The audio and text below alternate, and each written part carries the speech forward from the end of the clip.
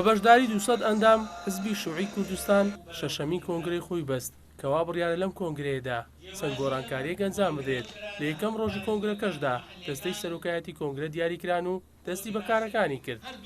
ڕێژەی بەشداریکردن لە کۆنفرانساتی خوارەوە بەرەو سەرەوە هاتێ و زائیدەن کۆمیتەی ینی سەرکردایەتی کە بەشداری کۆنگرە دەکەن و ژمارەیەک میوانیشمان هەیە کە ئەندامانی حزبن و تێکۆشەری دێرن و کەسایەتی پسپۆڕن میوانی کۆنگرەکەنا نزیکەی 200 ئەندام بەشداری دەکات.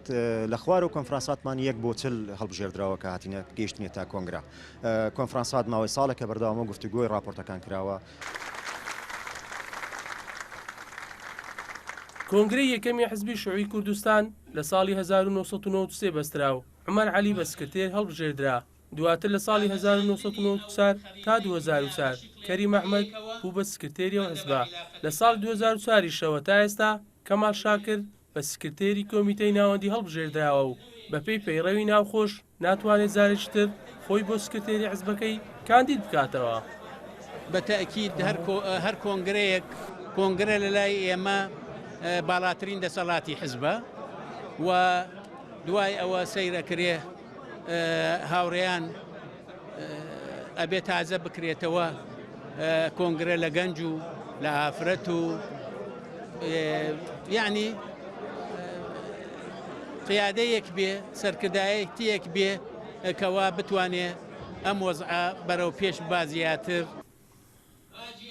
ئەرچی سەرەکی کۆنگرەی حزبی شووعی کوردستان هەڵبژاردننی کۆمیتەی ناوەندیە کە لە 20 تا 23 ئەندام لە خۆ دەگرێت و لە سێەم ڕۆژی کۆنگرەدا هەڵدەبژێردرێن. دواتر لە یەکەم کۆبوونەوەیدا کۆمیتەی ناوەندی سکرتێر و ئەندامانی مەکتەبی سیاسی حزب هەڵدەبژێردرێن. بەپێی زانیاریەکانیش لە ئێستادا هەریەکە لە کاوە مەحموود جێگیری سکرتێری کۆمیتەی ناوەندی و ئیبراهیم سۆفی کاندیدی بەهێزن بۆ سکرتێری کۆمیتەی ناوەندی حزبی شووعی. خۆی لە خۆیدا ئەو بارودۆخی کە حزبی شووعی تێدایە هۆکارەکەی ناگەڕێتەوە بۆ تەنها کەسێک و یاخود سکرتێر یاخود ئەندامانی ئەوانی کە کارەکە لە ناو حزبی شووعیە بێگومان بەشێک هەڵەگرن ئەو ئەرکە و بەشێکی شیانەکەوێتە ئەستۆی ئەو بارودۆخی کە هەیە لە ناوچەکە.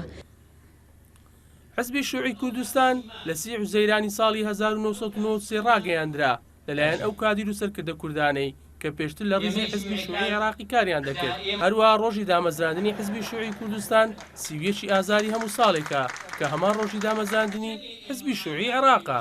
ئومێد چۆمانی NRT هەولێر.